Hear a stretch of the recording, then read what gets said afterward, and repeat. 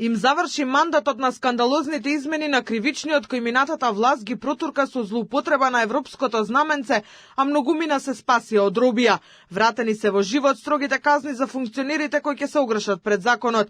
Најконтроверзните измени беа оние кои се однесуваа на членот 353 за злоупотреба на службената положба и овластување, и со нив беше избришено едно од трите клучни дејствија на извршување – искористување на службената положба или овластување, со што значително се стесни опфатот на кривичното дело. Многу осомничени функционери преку овие измени се спасија од затвор за милионски криминали. Затоа забелешки стигнаа дури од Брисел, од каде испратија бројни критики за тогашната власт за амнестијата што ја прави за висока корупција. За владеачкото мнозинство, денешното гласање е јасна порака. Борбата против корупцијата нема алтернатива, а правдата мора да биде еднаква за сите.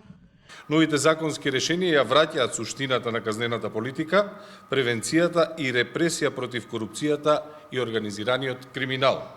Ја зајакнуваат надлежноста на обвинителството за гонење на организиран криминал и корупција и постапуваат согласно забелешките содржани во извештајот на Европската комисија за 2023 година, како и согласно решението на Уставниот суд од 12 февруари 2025 година.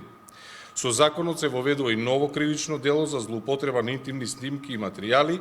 СДСМ кој ги предложи и ги изгласа скандалозните измени пред 3 години, па потоа потегот го нарече грешка, сега не ги поддржа новите законски решенија. За председателот Венко Филипче, овие измени биле амнестија на актуелни функционери.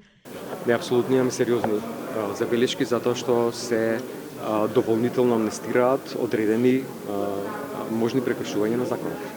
Тоа сметам дека е направено намерно. Тоа не е случајно. Ова е уште еден обид да се прикаже нешто како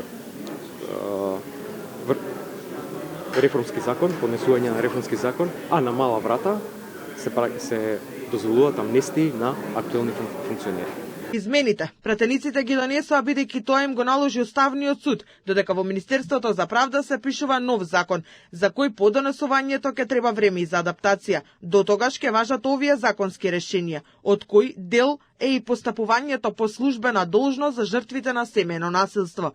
За законските измени беа поднесени 14 амандмани, од кои беа прифатени 2, по еден од опозицијата и власта, а беше одржана јавна расправа со експертската фела.